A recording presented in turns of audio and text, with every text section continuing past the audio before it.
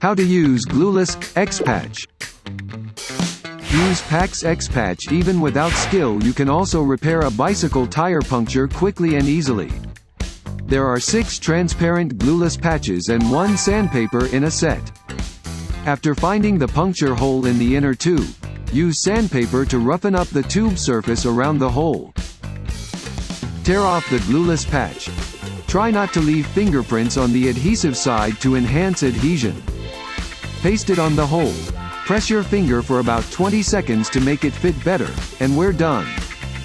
This patch material is made of high-quality silicone, and the colloid part specially cooperates with the international brand 3M. Features high ductility, moisture resistance, freezing resistance, and heat resistance.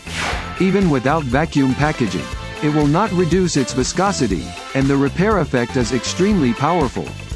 It really a must-have for cyclists. PAX let you to travel without interruption and travel without regrets.